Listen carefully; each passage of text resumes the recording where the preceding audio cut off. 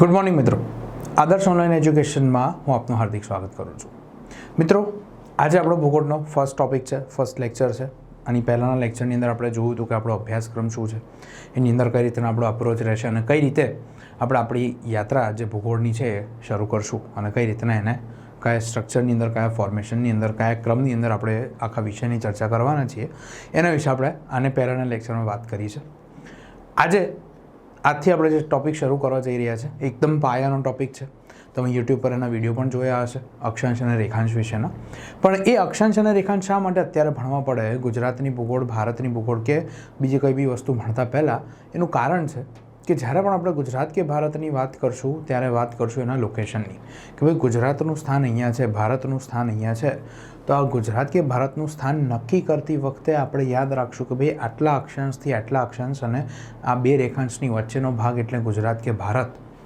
તો આ સ્થાન નક્કી કરવા માટે આપણે આ ટૉપિક જરૂરી છે અને એટલે સૌથી પહેલાં આપણે પાયાનો ટૉપિક છે એની વાત કરશું અને ધીમે ધીમે આપણી આ યાત્રા છે એને આપણે આગળ વધારશું. બરાબર? તો આજનો આપણો ટૉપિક છે અક્ષાંશ અને રેખાંશ. ઇંગ્લિશની અંદર એને કહીશું આપણે લેટિટ્યૂડ્સ એન્ડ લોંગિટ્યૂડ્સ. લેટિટ્યૂડ્સ એટલે અક્ષાંશ, લોંગિટ્યૂડ્સ એટલે કે રેખાંશ. કોઈક આને લોન્જિટ્યૂડ પણ વાંચતું હશે, કોઈક એને લોંગિટ્યૂડ્સ પણ કહેતું હશે.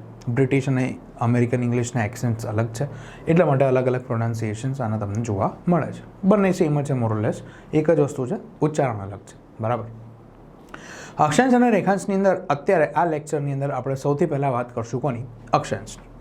તો ભણતા પહેલાં એક ઓવરવ્યૂ બેસિક જોઈ લઈએ કે અત્યારે કઈ કઈ વસ્તુ આપણે કવરઅપ કરશું હમણાં આ ક્લાસની અંદર, આ લેક્ચરની અંદર, જેથી કરીને તમારા માઇન્ડમાં સેટ રહે કે આટલી વસ્તુ હમણાં ચર્ચા થશે, બાકીની પછી થશે, તો ડાઉટ્સ ના આવે. બરાબર? આજના લેક્ચરમાં આપણે વાત કરશું છે એની અક્ષાંશોની. બરાબર છે? તો અક્ષાંશ એટલે શું, અક્ષાંશની વ્યાખ્યા શું આવશે, અક્ષાંશની ઉપયોગિતા શું છે અને એના રિલેટેડ, અક્ષાંશ રિલેટેડ જે કોઈ પણ ફેક્ટ્સ છે જે પરીક્ષાની દ્રષ્ટિકોણથી અગત્યના છે એની આપણે અહીંયા ચર્ચા કરવાના છીએ. બરાબર? રેખાંશ, રેખાંશનો ઉપયોગ સમય માપવા કેવી રીતે થાય એ રેખાંશના ટોપિકના લેક્ચરની અંદર આપણે જોઈશું. અક્ષાંશમાં આપણે આપણી વાત ખાલી અક્ષાંશ પૂરતી સીમિત રાખશું. પણ અક્ષાંશ અને રેખાંશ ભેગા એક ટૉપિક તરીકે આપણે શરૂઆત કરીએ તો એક આપણને બેસિક એપ્લિકેશન ખબર હોવી જોઈએ કે ભાઈ આ અક્ષાંશ અને રેખાંશનો સંયુક્તપણે શું ઉપયોગ કરવામાં આવે છે, કેમ એ અગત્યના છે. આપણે એમનો એવો તો શું યુઝ કરીએ છીએ કે અક્ષાંશ રેખાંશ આપણે સૌથી પહેલાં ભણવા પડ્યા. મેં તમને લેક્ચર ચાલુ થયો ત્યારે જ કીધું કે સ્થાન નક્કી કરવાની વાત આવશે ત્યારે આપણે અક્ષાંશ અને રેખાંશ વિશે ચર્ચા કરવી પડશે. પણ એવું કેમ? એનું સિમ્પલ રીઝન છે કે સ્કૂલની અંદર આપણે જ્યારે શાળામાં ભણતા હતા ત્યારે 7મા, 8મા, 9મા ધોરણની અંદર આપણે ગ્રાફ પેપરનો યુઝ કરતા હતા, આલેખપત્રનો યુઝ કરતા હતા. તમને યાદ હશે કે જેની અંદર એક આપણી એક્સ અક્ષ હશે, બીજી એક આપણી વાય અક્ષ હતી, એક્સ અને વાય. અને આ ગ્રાફ પેપર પર મારે અહીંયા કોઈક બિંદુ દર્શાવવું હોય તો એની એક એક્સ વેલ્યુ હતી મારી પાસે અને એક વાય વેલ્યુ હતી. આ એક્સ અને વાય વેલ્યુ મને ખબર હોય કે ભાઈ એક્સની વેલ્યુ અહીંયા ફોર એક્ઝામ્પલ 3 હતી અને વાયની વેલ્યુ પણ 3 હતી અને હું લખું કે 3,3, તો તમે બધા આ ગ્રાફ દોરશો તો બધાનો આ પોઈન્ટ અહીંયા જ આવશે. પૃથ્વીની ઉપર પણ જ્યારે કોઈક સ્થાન નિશ્ચિત કરવું હોય, મને મારો કોઈક મિત્ર ફોન કરે કે ભાઈ ક્યાં છે, હું એને કહું હું આ જગ્યાએ છું, તો મેં મારું લોકેશન નક્કી કર્યું કોઈક લેન્ડમાર્કના આધારે કર્યું છે કે ભાઈ આ ફલાણા બિલ્ડિંગની બાજુમાં ઊભો છું, કે ભાઈ અમદાવાદની અંદર કાંકરિયાના તળાવ પાસે ઊભો છું, કે લો ગાર્ડન પાસે ઊભો છું, કે સીદી સૈયદની ઝાડી પાસે ઊભો, કોઈક એક લેન્ડમાર્ક હશે. હવે દરેકે દરેક જગ્યાએ તો શક્ય નથી ને કે લેન્ડમાર્ક હોય અને એ વ્યક્તિએ જોયેલું હોય એ પણ નક્કી નથી. તો પૃથ્વીના ઘોડા પર કાલ્પનિક રીતે આડી અને ઊભી રેખાઓ દોરવામાં આવી. હવે આડી અને ઊભી રેખાઓનું આખું નેટવર્ક તો આપણા ગ્રાફમાં બી આવું જ હતું. તમને ખબર છે નાની નાની કેટલી બધી ઝીણી ઝીણી લાઈનો હતી. આ બધી લાઈનોનું નેટવર્ક જ હતું અને એના પર જ આપણે કોઈ એક સ્થાન નક્કી કરતા હતા. જો કહેવાનો ભાવાર્થ એ છે કે જેમ આલેખમાં આપણે લોકેશન, એ પોઈન્ટ નક્કી કરવા માટે એક્સ અને વાય વેલ્યુ લેતા હતા, એ જ રીતે જ્યારે પૃથ્વી પર પિન પોઈન્ટ એકદમ એક્યુરેટ સચોટ લોકેશન જાણવી હોય તો અક્ષાંશ અને રેખાંશના છેદ બિંદુઓ લેવામાં આવે. અને આ અક્ષાંશ અને રેખાંશની ઉપયોગિતા આજે આપણી ડે ટુ ડે લાઈફમાં હું અને તમે બધા યુઝ કરીએ છીએ. જીપીએસ કહી લો, ગૂગલ મેપ્સ કહી લો, ઇસરોના નવા જે સેટિંગ્સ આવી રહ્યા છે, નવી એપ્લિકેશન્સ આવી રહી છે ઇસરોની નાવિકનો ઉપયોગ કરીને, એ લઈ લો. સ્વિગી હોય, ઝોમેટો હોય, ઓલા હોય, ઉબર હોય, કેવી XYZ કોઈ પણ એપ્લિકેશન કે જે તમારું પિન પોઈન્ટ લોકેશન લેતી હોય અને તમને કહેતી હોય કે ભાઈ મેપમાં તમારું લોકેશન સિલેક્ટ કરો અને પેલું પિન અથવા તો આવો કંઈક તમને જોવા મળતું હોય, તો આ શું છે? બેઝિકલી અક્ષાંશ અને રેખાંશનું છેદબિંદુ છે. આ અહીંયા એ નામનો વ્યક્તિ છે, તો અહીંયા એ વ્યક્તિ ઊભો છે માની લો, તો અહીંથી એક અક્ષાંશ પાસ થતો હશે, અહીંથી એક રેખાંશ પાસ થતો હશે અને એના છેદબિંદુ પર એ વ્યક્તિ હશે. ટૂંકમાં આ બધી વાત કહેવાનું કારણ એટલું જ કે તમને કન્સેપ્ચ્યુઅલ લેવલ પર ખબર હોવી જોઈએ, એક સાદી સમજણ એવી હોવી જોઈએ કે અક્ષાંશ અને રેખાંશ પેલા જ્યારે દોરવામાં આવતા હતા 1882ની અંદર, તો પેલું બેઠે બેઠે ક્યાં કરે કરના હે કુછ કામ, એમ નવરા બેઠા નહોતા દોર્યા. ધેર વોઝ અ પર્પઝ, એક કારણ હતું અને એમાંનું એક આપણે આ સુવિધા મળી એના લીધે આપણને. વિચાર કરો, પૃથ્વી પર આપણે આવી કોઈ આડી ઊભી લીટી જ ના દોરી હોય તો હું તમને કહું અહીંયા આવી જાઓ, પણ અહીંયા એટલે કેવી રીતે? ખ્યાલ આવે છે? તો ધેટ ઇઝ ધ પોઈન્ટ. એના માટે થઈને આ બધી વસ્તુઓ, આ બધી માથાકૂટ કરવામાં આવી હતી અને એની ફળશ્રુતિ રૂપે આપણને શું મળ્યું? અક્ષાંશ અને રેખાંશોની ફળશ્રુતિ સ્વરૂપે આપણને GPS મળ્યું, ગ્લોબલ પોઝિશનિંગ સિસ્ટમ, જે કોઈ પણ આપણે લોકેશન સર્વિસ યુઝ કરીએ છીએ આના લીધે. તો પરીક્ષામાં જ્યારે પણ તમને પૂછાય કે અક્ષાંશ અને રેખાંશનો સંયુક્તપણે શબ્દ છે, સંયુક્તપણે શું ઉપયોગ થાય? તો કોઈ પણ લોકેશન નક્કી કરવા, કોઈ પણ વસ્તુ, વ્યક્તિ કે કોઈ પણ XYZનું સ્થાન નક્કી કરવા માટે, પૃથ્વીના ગોળા પર એનું સચોટ સ્થાન નક્કી કરવા માટે, એની લોકેશન જાણવા માટે આપણે અક્ષાંશ અને રેખાંશ આ બંનેનો સંયુક્તપણે ઉપયોગ કરીએ છીએ. આ એનો પર્પઝ છે.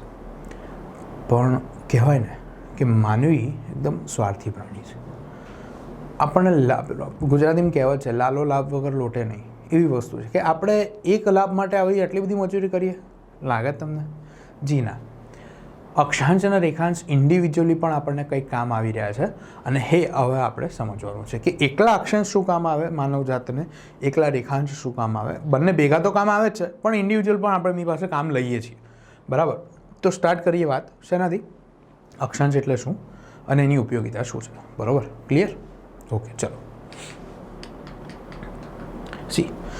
અક્ષાંશની વ્યાખ્યા તમે ધોરણ 11ની GCRT લઈ લો કે ઓફિશિયલીની મતલબ ટેકનિકલ ડેફિનેશન તમે જોશો તો કંઈક વ્યાખ્યા તમને અહીંયા બોર્ડ પર દેખાય છે, આવી કંઈક છે કે પૃથ્વીની સપાટી પરના કોઈ પણ સ્થળને, ફરીથી સમજો, પૃથ્વીની સપાટી પરના કોઈ પણ સ્થળને સીધી રેખા દ્વારા પૃથ્વીના કેન્દ્ર સાથે જોડવામાં આવે તો આ સીધી રેખા અને વિષુવવૃત્તની કાલ્પનિક સપાટી દ્વારા પૃથ્વીના કેન્દ્ર સાથે જે ખૂણો બને એને તે સ્થળનું અક્ષાંશ કહેવાય. અમુક જણ 4-5 વાર અહીંયા પોઝ કરીને આ વ્યાખ્યા વાંચશે, કંઈ ખબર નહીં પડે, ટેન્શન નહીં. કેમ? આ ટેકનિકલ ડેફિનેશન છે. આપણે પ્રેક્ટિકલ બનવાનું છે લાઈફમાં. જો જીવન ટેકનિકલી મતલબ થિયોરિટિકલી જીવવા જશો બહુ ડિફિકલ્ટ પડે. પ્રેક્ટિકલ એપ્રોચ રાખવો જ પડે. આપણા વડીલો કહેતા હોય કે ભાઈ પ્રેક્ટિકલ બનો, પ્રેક્ટિકલ બનો. આપણે એ જ પ્રેક્ટિકલ બની રહ્યા છીએ હવે. કેમ? તો જુઓ શું કહેવા માંગે છે કે પૃથ્વીની સપાટી પરના કોઈ પણ સ્થળને, ફોર એક્ઝામ્પલ આ પૃથ્વીની સપાટી પરનું, ચલો એક આ સ્થળ મેં લીધું, આ સ્થળને શું કરવાનું છે? સીધી રેખા દ્વારા પૃથ્વીના કેન્દ્ર સાથે જોડવામાં આવે. પૃથ્વી એક દડો છે, એક ગોળો છે, એનું કેન્દ્ર એની અંદર હશે, એટલે કે સમવેર અહીંયા મધ્યમાં પૃથ્વીના બે ભાગ ખોલીને જોઈએ છે. તો પૃથ્વીના કેન્દ્ર સાથે આને સીધી રેખા દ્વારા આ બિંદુને આપણે જોડી લીધું. બરાબર? જે રેડ લાઇન છે. તો આ સીધી રેખા અને વિષુવવૃત્તની કાલ્પનિક સપાટી દ્વારા પૃથ્વીના કેન્દ્ર આગળ, વિષુવવૃત્ત એટલે બરાબર મધ્યમાંથી પસાર થતો વૃત્ત, બરાબર છે, એની આ કાલ્પનિક સપાટી છે. તો આ રેખા અને આજે આપણા પોઈન્ટથી આપણે રેખા દોરીએ, આ બેની વચ્ચે આ જે ખૂણો બન્યો, આ બન્યો આપણો માની લો 45 ડિગ્રી. તો આ જે અક્ષાંશ મળ્યો એ છે આપણો 45 ડિગ્રીનો અક્ષાંશ. જેટલી એંગલની લાઈન હશે, જે ખૂણો બનતો હશે એ નંબરે એ અક્ષાંશને આપવાનો. તમે કહો સર આ બધું શું છે, કંઈ ખબર જ નથી પડતી. ટેકનિકલ ડેફિનેશન છે. એટલે જે ભૂગોળની અંદર તમે BA કરો, MA કરો, જોગ્રાફર બનવા માંગતા હોય તો આ બધી વસ્તુ ખબર હોવી જોઈએ. હવે આ જ વસ્તુને હું તમને સાદી ભાષામાં સમજાવું કે સિમ્પલ લેંગ્વેજમાં આનો શું આપણે મિનિંગ લેવાનો છે. તો જી, પૃથ્વીના ગોળા ઉપર દોરેલી આડી કાલ્પનિક રેખાઓને શું કહેવાય છે? અક્ષાંશ. યાદ રાખજો, સિમ્પલ ડેફિનેશન કે પૃથ્વીના ગોળા પર દોરવામાં આવેલી આડી કાલ્પનિક રેખા. જો શબ્દ યાદ રાખજો, કાલ્પનિક છે. તમે સ્પેસમાંથી પૃથ્વી જોશો તો એ અક્ષાંશો નહીં દેખાય. તમે ચાલતા ચાલતા જતા હશો, તમને અક્ષાંશ નહીં દેખાય. આ કેવું છે? આપણે પૃથ્વીનો ગ્લોબ કે નકશો તમે જોયો છે, એના પર આડી રેખાઓ છે. હકીકતમાં એ દોરવામાં આવી નથી, કાલ્પનિક છે. બરાબર છે? હવે આ જ વસ્તુ સમજો, પૃથ્વીનો ગોળો છે, એના પર આડી કાલ્પનિક રેખાઓ આપણે દોરી, આ જે બધી છે, અને એમાં પૃથ્વીની બરાબર મધ્યમાંથી, પૃથ્વીની એક્ઝેક્ટ સેન્ટરમાંથી જે લાઈન પસાર થાય એને આપણે શું કહીએ? 0 ડિગ્રીની રેખા. કોમન નેમ વિષુવવૃત્ત. ઇંગ્લિશમાં એને શું કહીશું આપણે? ઇક્વેટર. પૃથ્વીની બરાબર મધ્યમાંથી જે રેખા પસાર થાય અને પૃથ્વીના ગોળાના 2 ભાગ પાડી દે, એ રેખાને આપણે શું કહીએ? 0 ડિગ્રીનો અક્ષાંશ અથવા વિષુવવૃત્ત અથવા ઇંગ્લિશમાં ઇક્વેટર. ઇક્વેટર મતલબ કે જે 2 સરખા ઇક્વલ પાર્ટ્સની અંદર ડિવાઈડ કરે, બરાબર મધ્યમાંથી પસાર થાય તો પૃથ્વીના 2 ગોળા મતલબ 2 ગોળાર્ધની અંદર પૃથ્વી છૂટી પડી શકે. જેમ કે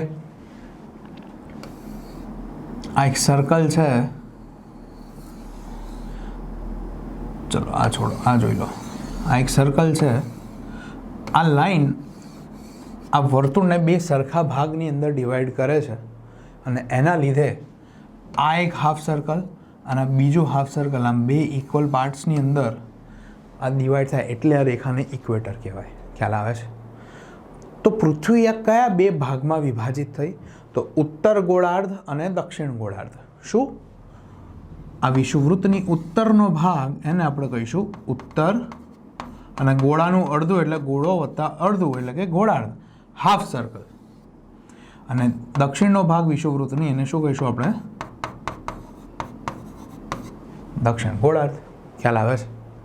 ઉત્તર ગોળાર્ધ અને દક્ષિણ ગોળાર્ધ, આ 2 ભાગમાં પૃથ્વીને કોણ વિભાજિત કરી નાખે છે? વિષુવવૃત્ત, આપણો 0 ડિગ્રીની લાઈન એટલે કે ઇક્વેટર. આટલું ક્લિયર? ફરીથી અક્ષાંશ વિશે તો જો ઘણા વિદ્યાર્થીઓ કહે છે કે સર કન્ફ્યુઝન થાય છે કે અક્ષાંશ આડા હોય કે અક્ષાંશ ઊભા હોય, તો સિમ્પલ અક્ષાંશનો અ યાદ રાખો. અક્ષાંશનો અ છે તો યાદ રાખજો, અક્ષાંશ કેવા હોય? અક્ષાંશ હંમેશા આડા હશે, એટલે કે પૃથ્વીની સપાટી પર કેવી? આડી રેખા. તો આડા શું હોય? અક્ષાંશ હોય. ક્લિયર? ખબર પડી આટલી? બરાબર. તો અક્ષાંશ આડા હોય, પૃથ્વીની બરાબર મધ્યમાંથી પસાર થાય અક્ષાંશને આપણે શું કહીએ છીએ? વિષુવવૃત્ત અથવા તો ઇક્વેટર કહીએ છીએ, જે પૃથ્વીના 2 ભાગમાં ડિવાઈડ કરે છે. પ્લસ વિષુવવૃત્તની ઉત્તરનો ભાગ એને શું કહીશું? ઉત્તર ગોળાર્ધ. વિષુવવૃત્તની દક્ષિણનો ભાગ એને આપણે શું કહીશું? દક્ષિણ ગોળાર્ધ. આટલું ક્લિયર છે? આગળ સમજો. 0 ડિગ્રીનો અક્ષાંશ છે, એની પાછળ કંઈ લખાતું નથી, એટલે કે ખાલી એટલું લખાય 0 ડિગ્રીનો અક્ષાંશ. બરાબર. અમુક અક્ષાંશો એવા હશે જે હમણાં આપણે જોઈશું આગળની સ્લાઇડમાં, કે એની પાછળ આપણે લખશું ઉત્તર અક્ષાંશ, દક્ષિણ અક્ષાંશ. એ કેમ લખવાનું છે જોઈએ છે, પણ એટલું યાદ રાખજો, 0ની પાછળ કદી પણ કંઈ લખાતું નથી. હવે પ્રશ્ન થાય કે સર આ અક્ષાંશની ઉપયોગિતા શું? તમે આગળ કીધું કે અક્ષાંશ બી ઇન્ડિવિજ્યુઅલી કંઈ કામ આવે છે, તો શું અસૂન ચોકડી રમવા કામ આવે છે? ના. અક્ષાંશનો ઉપયોગ તો અક્ષાંશમાં ફરીથી અ યાદ રાખો કે અક્ષાંશનો અ એટલે કે અક્ષાંશ અંતર માપવા ઉપયોગી છે. પૃથ્વીના 2 જગ્યા વચ્ચેનું ડિસ્ટન્સ મેઝર કરવા માટે અક્ષાંશ ઉપયોગી છે. કેવી રીતે? ગૂગલ મેપ્સ તમે બધાએ યુઝ કર્યું છે. તમારે કશે જવું હોય, તમે મેપમાં નાખશો ભાઈ મારે આ જગ્યાએ જવું છે, ગૂગલ કેલ્ક્યુલેટ કરીને તમને કહી દે છે કે ભાઈ તમારાને આ જગ્યા વચ્ચે માની લો 594 કિલોમીટરનું ડિસ્ટન્સ છે. કેવી રીતે કીધું? કેવી રીતે? તો એ અક્ષાંશોની મદદથી. ગૂગલને તમારી જગ્યાનું અક્ષાંશ ખબર હોય, તમે ક્યાં ઊભા છો ત્યાંનું અક્ષાંશ ખબર હોય, તો એ ડિસ્ટન્સ કેલ્ક્યુલેટ થઈ શકે. આવું કેમ? એનું રીઝન છે કે પૃથ્વીની સપાટી પર જેટલી પણ આ અક્ષાંશોની રેખા છે, બધી કેવી છે? એકબીજાને સમાંતર છે. કેવી છે? સમાંતર, પેરેલલ. અને સમાંતર રેખાઓ વચ્ચેનું અંતર હંમેશા સરખું હોય. કોઈ પણ 2 ક્રમિક અક્ષાંશ, બહુ જ ધ્યાનથી શબ્દ સાંભળજો, કોઈ પણ 2 ક્રમિક અક્ષાંશો વચ્ચેનું અંતર પૃથ્વીના ગોળા પર ગમે ત્યાં જતા રહો સરખું જ રહેશે. કેટલું રહેશે? 111 કિલોમીટર. કોઈ પણ બે જગ્યા વચ્ચેનું અંતર, કોઈ પણ બે ક્રમિક અક્ષાંશો વચ્ચેનું અંતર 111 કિલોમીટર છે. ક્રમિક અક્ષાંશ એટલે શું? તો 0 પછીનો આ, તો એના પછીના ક્રમમાં આવતો અક્ષાંશ, આ એના પછીના ક્રમમાં, આ અને આ બે વચ્ચે બી 111, આ અને આ વચ્ચે પણ 111, આના અને આના વચ્ચે પણ 111, આના અને આના વચ્ચે પણ 111. તો જો તમને અક્ષાંશોનો ડિફરન્સ ખબર હોય કે ભાઈ મારા અને કોઈક વ્યક્તિના વચ્ચે 5 અક્ષાંશ આવે છે રસ્તામાં, તો 111 ગુણ્યા 5 કરશો, તમારા બે જણ વચ્ચેનું અંતર મળી જશે. પ્રોવાઇડેડ કે તમે સીધી રેખામાં હોય, તમે 90 ડિગ્રી પર હોવા જોઈએ. પછી તમે અહીંયા છો 0 ડિગ્રી પર અને તમારો મિત્ર 5 ડિગ્રીમાં અહીંયા ખૂણામાં છે, તો 555 કિલોમીટર અંતર નહીં થાય. તમે એક જ રેખામાં હશો તો જ થશે આ. બટ ઓબ્વિયસ છે, બે સમાંતર રેખા છે, એમની વચ્ચેનું ડિસ્ટન્સ સરખું છે. અહીંયા બી 111, અહીંયા બી 111, પણ અહીંયા 111 છે આ બે વચ્ચે, એ કારણ કે એક વ્યક્તિ અહીંયા છે ને એક અહીંયા છે. તમે અહીંથી અહીં જશો તો એ 111 નહીં થાય, એ વધી જશે. એટલે કે સીધી રેખાનું અંતર 111 કિલોમીટર છે, એટલું યાદ રાખવાનું છે. બરાબર. જુઓ આપણે આગળની સ્લાઇડમાં જોયું, આ જો આ બધી કેવી રેખાઓ છે? સમાંતર દેખાય છે, ઇક્વલ ડિસ્ટન્સ છે બધાની વચ્ચે. જુઓ અલગ અલગ એંગલ્સ બને, અલગ અલગ એંગલ પર રેખા દોરો તો એ સીધી રેખા જ આવશે અને બધી કેવી આવશે? એકબીજાને પેરેલલ એટલે કે સમાંતર આવશે. ક્લિયર એટલું? હવે અક્ષાંશના નંબરિંગ કેવી રીતે થાય છે તો જુઓ, બે અક્ષાંશ મતલબ આ જો આ 0 ડિગ્રીનો અક્ષાંશ છે. હવે શું થયું કે ભાઈ ઉપરનો ઉત્તર ગોળાર્ધ, એટલે માની લો ઉત્તર ગોળાર્ધનું અહીંયા આ રીતના દોરું છું સમજણ માટે કે ભાઈ હાફ સર્કલ આ ઉત્તર ગોળાર્ધનું છે અને આ બીજું હાફ સર્કલ જે અહીંયા છે એ આપણો દક્ષિણ ગોળાર્ધ છે. અને આ લાઈન અહીંયા હોય કે અહીંયા હોય, આ બંને કોમન લાઈન છે. કઈ છે? 0 ડિગ્રી. ખાલી આમ ભેગા સર્કલતા માની લેવું કે સ્લાઇડ કરીને છૂટા પડે. શું થયું હવે? તો આ બની ગયો બેઝિકલી આપણા કાટકોણ જેવી રચના છે. સ્કૂલમાં આપણે કંપાસમાં યુઝ કરતા હતા. 0 ડિગ્રી, અહીંથી આ 90 ડિગ્રી, અહીંયા દરેક એંગલ પર એક લીટી દોરાશે. 1 2 3 4 5 6 7 8 9 10 એમ કરતાં કરતાં 90 સુધી. હવે તમે અહીંથી પછી આમ દોરશો પાછા, પણ પૃથ્વી સર્કલ છે એટલે આ લાઈન 1 ડિગ્રીની હતી એ જ ફરીને સર્કલ બનાવીને અહીંયાથી આમ બનશે. એટલે મેક્સિમમ એક સાઈડ 90 જ અક્ષાંશ આવી શકે. એટલે કે 0 ડિગ્રીથી 1 2 3 4 5 6 કરતાં કરતાં અહીંયા 90 ડિગ્રી સુધી પહોંચ્યા. અહીંયા 0 ડિગ્રીથી શરૂ કરીને 1 2 3 4 એમ કરતાં કરતાં મેક્સિમમ 90 ડિગ્રી સુધી પહોંચ્યા. અને 90 ડિગ્રી અને અહીંયા પણ 90 ડિગ્રી એ બંને આપણા શું છે? નીચે છે એ દક્ષિણ ધ્રુવ છે, ઉપર છે ઉત્તર ધ્રુવ. અહીંયા પણ 1 થી 90, અહીંયા પણ 1 to 90. પ્રોબ્લેમ ક્યાં થાય? હું તમને કહું કે ભાઈ 22 ડિગ્રીના અક્ષાંશ પર આપણે મળીએ, પણ એ 22 ડિગ્રી અહીંયા પણ શક્ય છે અને 22 ડિગ્રી અહીંયા દક્ષિણમાં પણ શક્ય છે. અને કન્ફ્યુઝન ના થાય એટલા માટે 1 ડિગ્રીથી 90 ડિગ્રીના જે અક્ષાંશો છે એમની પાછળ આપણે દિશા લખવી પડે કે ભાઈ 1 ડિગ્રી ઉત્તરવાળો અક્ષાંશ કે 1 ડિગ્રી દક્ષિણમાં આવેલો છે એ અક્ષાંશ કયો, એ આપણે લખવું પડે કે ભાઈ 1 ડિગ્રી આ ઉત્તર અક્ષાંશ આવશે આની પાછળ. કેમ? તો ઉત્તર ગોળાર્ધમાં છે તમારો અક્ષાંશ. જે તમે જેના વિશે વાત કરવા માંગતા હોય એ વિષુવવૃત્તની ઉત્તરમાં આવેલો હોય તો તમારે લખવાનું પાછળ ઉત્તર અક્ષાંશ, ને એ અક્ષાંશ દક્ષિણમાં હોય તો તમારે લખવાનું દક્ષિણ અક્ષાંશ. ક્લિયર? આટલી બેસિક વસ્તુ છે. 0ની પાછળ નહીં લખાય. કેમ? 0 એક જ છે. અહીંયા દિશા કેમ લખવી પડી? કારણ કે સેમ નંબર છે. જુઓ નંબર સેમ છે એટલે કન્ફ્યુઝન થાય. હવે 0 છે જ એક, 0ની લાઈન જ એક છે તો કન્ફ્યુઝન નહીં થાય. ખ્યાલ આવે છે? બરાબર છે. તો અહીંયા તમારા દિશાનું મહત્ત્વ છે. હવે ભારત અને ગુજરાત, આપણે MCQ સંદર્ભે વાત કરો તો ભારત વિષુવવૃત્તની ઉત્તરમાં છે. આપણે કહીએ ને ઉત્તર ગોળાર્ધમાં છે. આ વિષુવવૃત્ત છે, અહીંયા કર્કવૃત્ત પસાર થાય અને ભારત અહીંયા છે.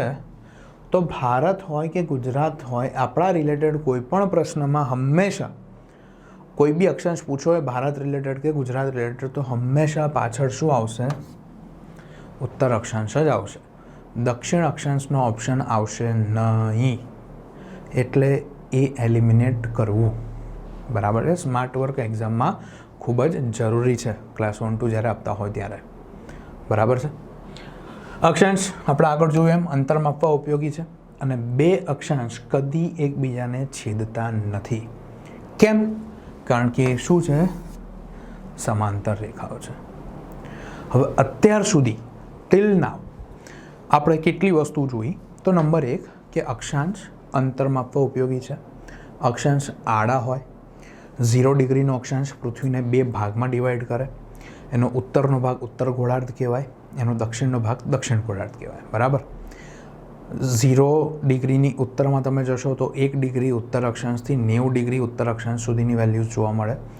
0ની દક્ષિણમાં જશો તો 1 ડિગ્રી દક્ષિણ અક્ષાંશથી 90 ડિગ્રી દક્ષિણ અક્ષાંશ સુધીની વસ્તુઓ જોવા મળે. અત્યાર સુધી આપણે એવું જ સમજ્યા છે કે આ રેખાઓ છે, સમાંતર રેખાઓ છે, પેરેલલ્સ છે. પણ હકીકત કંઈક અલગ છે. આ સમજણ માટે જરૂરી હતું. આ પૃથ્વી 2Dમાં છે. એકચ્યુઅલમાં તમે જ્યારે જોશો ત્યારે કંઈક આવી વસ્તુ જોવા મળશે. તમે કહેશો સર ડુંગળીનો ફોટો અક્ષાંશના લેક્ચરમાં કેમ આવો? આમ મજાક કરો છો કે શું? ના, પ્રેક્ટિકલ લાઈફ જોડે તમને કનેક્ટ કરી આપું છું, પછી આપણે એકચ્યુઅલ પૃથ્વી જોડે જોઈશું. તો આપણે બધા જ્યારે મિત્રો સાથે કે ફેમિલી સાથે હોટલ રેસ્ટોરન્ટ પણ જમવા જઈએ ત્યારે આપણા બધાની મોટા ભાગે આ રીતની રાઉન્ડ ડુંગળી તમને કટ કરીને સેલેડ તરીકે આપતા હોય છે રેસ્ટોરન્ટ્સની અંદર. ત્યારે આપણા બધાના ગ્રુપમાં એક એવા મહાનુભાવ હશે જે શું કરશે? તો ડુંગળીમાંથી બધી રિંગ છૂટી પાડશે, ટાઈમ પાસ. તો ડુંગળી એકચ્યુઅલમાં આવી છે શું? આ રો ડુંગળી એના આપણે છોતરું કાઢી નાખ્યું છે, પછી અહીંયા એની પર કોઈ રેખાઓ દોરેલી દેખાય છે? જવાબ છે ના, પ્લેન ડુંગળી છે. તેમ છતાં જ્યારે તમે એને રાઉન્ડમાં કટ કરશો ત્યારે આ જે પીસ બનશે તમે જુઓ અહીંયા અલગ અલગ રેખાઓ, અલગ અલગ સર્કલ જોવા મળે છે. આ કેવા સર્કલ્સ છે ખબર છે? કોસેન્ટ્રિક સર્કલ, એટલે કે જેમનું કેન્દ્ર એક જ છે. જુઓ, આ એક સર્કલ બન્યું, આ બીજું સર્કલ બન્યું, આ ત્રીજું સર્કલ બન્યું, આ ચોથું ફોર એક્ઝામ્પલ. આ બધાનું કેન્દ્ર એક જ છે, ખાલી ત્રિજ્યા ઘટતી જાય છે. મોટું સર્કલ, નાનું સર્કલ, નાનું સર્કલ એમ કરતાં કરતાં કેન્દ્ર સુધી તમે પહોંચો છો. આવાને શું કહેવાય? કોસેન્ટ્રિક સર્કલ્સ. આ સાહેબ બીજું કંઈ નહીં, આપણી પૃથ્વીના અક્ષાંશોની જ વાત છે. સમજવું હોય તો બેસ્ટ એક્ઝામ્પલ છે. કેમ? જે સૌથી બહારની રિંગ હશે, જે સૌથી મોટી હશે, અને જેમ જેમ તમે ધ્રુવ પ્રદેશ તરફ જશો તેમ તેમ રિંગ નાની થાય છે, જેમ જેમ કેન્દ્ર તરફ જશો. તો સેમ વે પૃથ્વી એક ગોળો છે. જુઓ, પૃથ્વી આ એક ગોળો છે, અને આ જે લાઈન છે વિષુવવૃત્ત, એ હમણાં સુધી તમને એવું હતું કે એક જ રેખા છે, પણ હકીકતમાં આ રેખા પૃથ્વીની આખી સપાટી પર ફેલાયેલી છે. તો તમે આમ જોશો તો આ રેખા ખાલી રેખા નથી, એ શું છે? બેઝિકલી એક સર્કલ છે. It's a circle. એ વૃત્ત છે, એટલે જ આપણે શબ્દ શું વાપરીએ છીએ ખબર?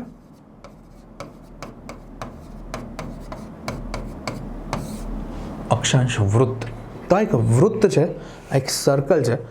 2Dમાં દોરીએ તો મારે પૃથ્વી આમ દોરવી પડે તો અહીંયા એક લાઈન બતાવું, પણ એકચ્યુઅલમાં એ લાઈન આમ કરતાં કરતાં એના પરિઘ પર આખી લાઈન છે, તો એક રિંગ બને.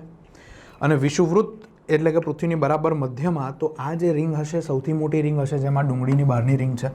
અને જેમ જેમ હું વિષુવવૃત્તથી ધ્રુવ તરફ આવીશ તેમ તેમ પૃથ્વી સાંકડી થતી જાય, તો રિંગની સાઇઝ ઘટતી જવાની કે નહીં? તો જુઓ અહીંયા બી શું થાય છે? રિંગની સાઇઝ ઘટતી જાય, ઘટતી જાય, ઘટતી જાય. અને આ ધ્રુવ પ્રદેશ અહીંયા હોય કે પછી અહીંનો ધ્રુવ પ્રદેશ હોય, તો ધ્રુવ પ્રદેશ પર આવતા આવતા પૃથ્વી પર આ ધ્રુવ પર સર્કલ બની શકતું નથી. ત્યાં ફક્ત એક જ લાઈન આવશે, એક જ ટપકું આવશે. તો ધ્રુવ પર અક્ષાંશ વૃત્ત નહીં આવે, ધ્રુવ પર ખાલી અક્ષાંશ આવશે. ખ્યાલ આવ્યો? ફરીથી કે પૃથ્વી 3Dમાં છે એટલે આ રિંગ છે, બેઝિકલી શું છે? વૃત્ત છે. અને એટલે જ તમને જ્યારે પૂછે કે કુલ અક્ષાંશોની સંખ્યા કેટલી, તો તમારો જવાબ આવશે 181. કુલ અક્ષાંશની સંખ્યા પૂછી છે, વૃત્ત નથી પૂછ્યા, ફક્ત વર્ડ છે અક્ષાંશ. તો તમારો જવાબ આવશે 181. કારણ 1 થી 90 ઉત્તરમાં, 1 થી 90 દક્ષિણમાં, તો 90 ને 90 180 થયા. પ્લસ 0 ડિગ્રીની લાઈન આપણે જે ગણી નથી, 1 થી 90, 1 થી 90માં 0 નથી ગણ્યું, તો 0 એક કોમન વિષુવવૃત્ત ગણવાનો તો જવાબ શું આવશે 181.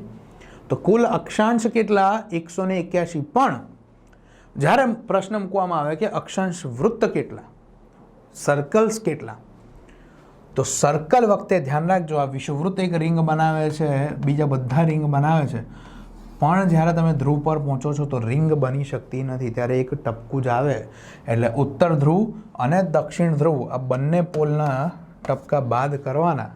181માંથી 2 જશે, 179 શું આવશે?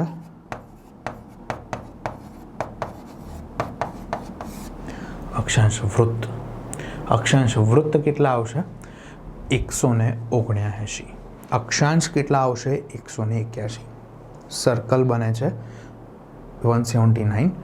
ડોટ પેલા 2 છે ઉત્તર ધ્રુવ અને દક્ષિણ ધ્રુવ એટલે એ 2 અહીંયાથી બાદ થયા, નહીતર ટોટલ અક્ષાંશ કેટલા છે 181. હવે આ જ વસ્તુને અહીંયા સમજો.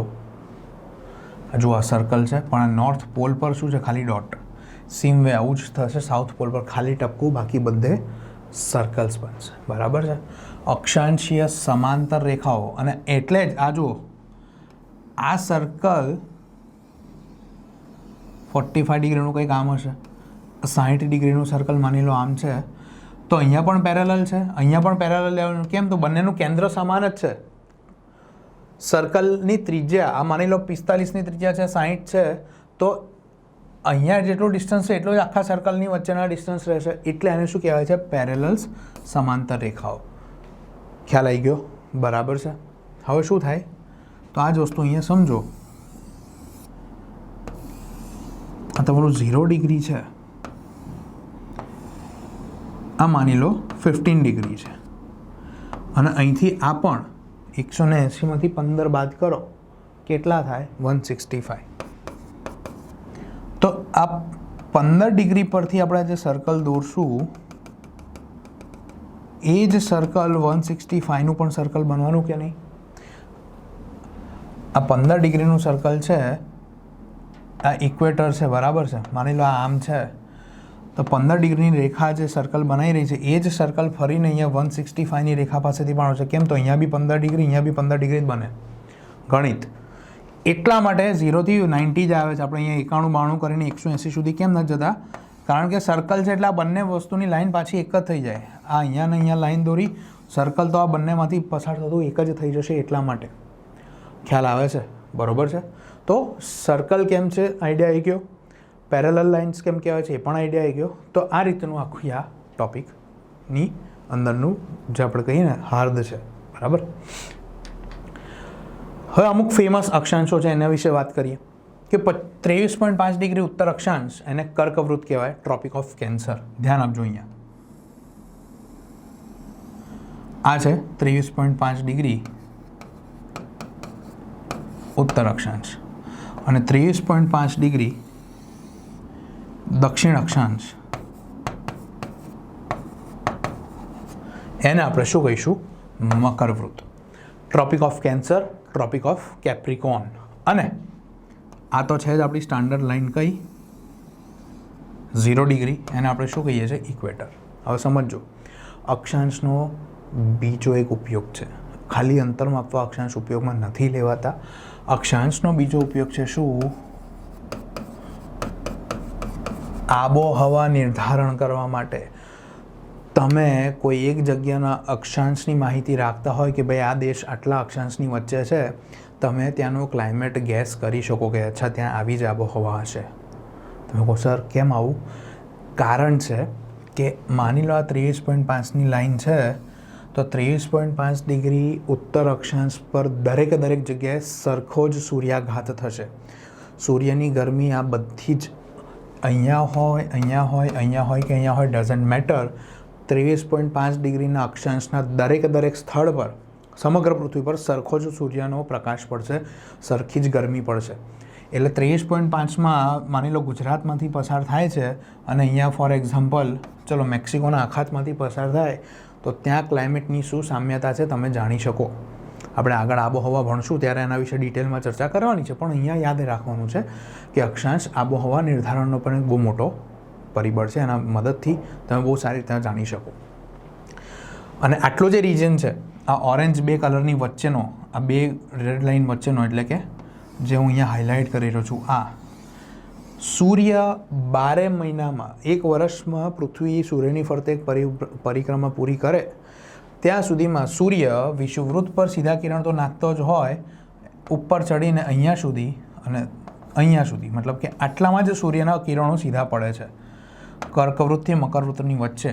અને એટલે જ કર્કવૃત્તથી મકરવૃત્ત વચ્ચેના વિસ્તારને શું કહેવાય છે?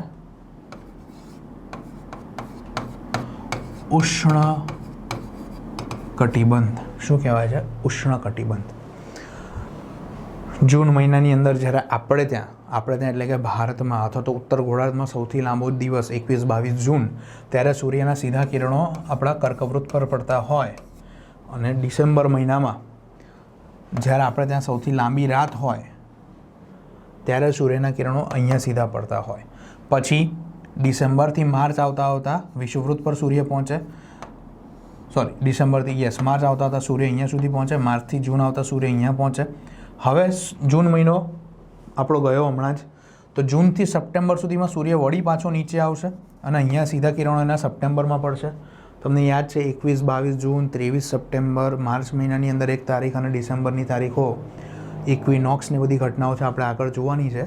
તો સૂર્યની મૂવમેન્ટ આટલામાં જ રિસ્ટ્રિક્ટ છે અને આટલા જ પોર્શનમાં કર્કવૃત્તથી મકરવૃત્તની વચ્ચેના જ વિસ્તારમાં સૂર્યના કિરણો સીધા પડતા હશે.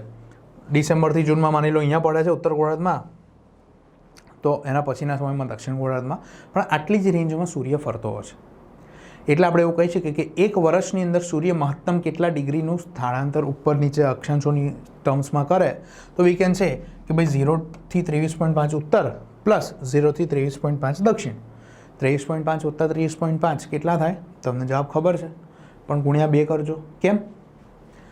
જૂનથી શરૂ કરો તો જૂનથી અહીંયા આવતા સપ્ટેમ્બર, સપ્ટેમ્બરથી ડિસેમ્બર, એટલે 23 દુ 46 ને અડધો એટલે કે 47 ડિગ્રીનું આમ થયું. પણ તો ડિસેમ્બર આવે, વર્ષ ક્યાં પત્યું? ડિસેમ્બરથી ફરી પાછું જૂન. 47 × 47 + 47, બરાબર છે? આન્સર તમને ખબર છે? તો વી કેન સે ધીસ. આ કહી શકીએ આપણે કે 94 ડિગ્રી જેટલું ભ્રમણ ઉપર નીચે સૂર્ય એક વર્ષમાં કરે છે. હકીકતમાં સૂર્ય ભ્રમણ નથી કરતો, પૃથ્વી નમેલી છે અને આપણી કક્ષાનો આકાર લંબ વૃત્તાકાર છે, એટલે આવું જોવા મળે છે. હકીકત આવી છે, બટ વી કેન સે પરીક્ષાની અંદર આવું પૂછી શકે, બરાબર છે? 23.5થી ઉપર તમે જશો તો અહીંયા છે 66.5 ડિગ્રી ઉત્તર અક્ષાંશ અને અહીંયા નીચે બીસીમ વે 66.5 ડિગ્રી દક્ષિણ અક્ષાંશ.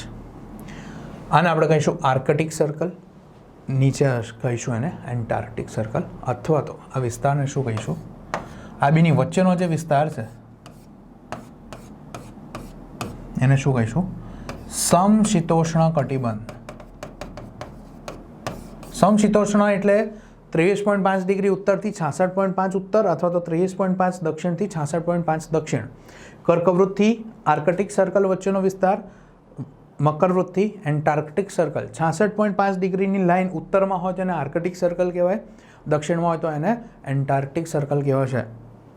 અને બે વચ્ચેનો જે વિસ્તાર છે એને શું કહેવાય છે? સમશીતોષ્ણ કટિબંધ. અને 66.5થી આ 90 ડિગ્રી ધ્રુવ પ્રદેશ, આટલો જે વિસ્તાર છે, અને અહીંયા દક્ષિણમાં આટલો જે વિસ્તાર છે 66.5થી 90 ડિગ્રી દક્ષિણ ધ્રુવ, આ જે વિસ્તાર છે એને આપણે શું કહીએ છીએ? શીત કટિબંધ. ઠંડા પ્રદેશો છે, બર્ફીલા પ્રદેશો છે, ધ્રુવ પ્રદેશો છે, એને શું કહીએ છીએ આપણે? શીત કટિબંધ. એટલે કે ઠંડા પ્રદેશો. સમશીતોષ્ણ, બહુ ઠંડુ બી નહીં, બહુ ગરમ બી નહીં, અને અહીંયા સૂર્યના કિરણો 12 મહિના સીધા પડે એટલે ઉષ્ણ કટિબંધ, બરાબર? સો ટોપિક આપણો અહીંયા પૂરો થાય. કેટલી વસ્તુ યાદ હોવી જોઈએ એક ક્વિક રિવિઝન જોઈ લો, બરાબર? તો અક્ષાંશના ઉપયોગો, અંતર માપવા માટે. કેટલું અંતર છે? 111 કિલોમીટર બે અક્ષાંશ વચ્ચેનું. આબોહવા વિશેની માહિતી મેળવવા માટે આના બેઝ પર ક્લાઇમેટ પર શું ઇમ્પેક્ટ આવે એ આપણે જાણી શકીએ. અક્ષાંશ કેવા હોય? સાહેબ અક્ષાંશ આડા હોય. 181 અક્ષાંશ છે, 179 અક્ષાંશ વૃત્ત છે. કેમ વૃત્ત છે આપણને ખબર છે. હવે એક ડુંગળીની આકૃતિ યાદ રાખજો. ક્લિયર? તો આ છે આપણા અક્ષાંશોની વાત. અહીં આપણા અક્ષાંશનો ટોપિક વધે છે. પરીક્ષાના દૃષ્ટિકોણથી આટલી જ વસ્તુ અગત્યની છે, બરાબર છે? તો નેક્સ્ટ લેક્ચરની અંદર આપણે રેખાંશ વિશે વાત કરશું. ત્યાં સુધી અક્ષાંશ જોઈ લો. કોઈ પણ ડાઉટ હોય તો આપણી પાસે તમને ખ્યાલ છે કઈ રીતના ડાઉટ પૂછવાના છે, એ રીતના પૂછી લેવા. બરાબર છે. Thank you very much. Have a good day.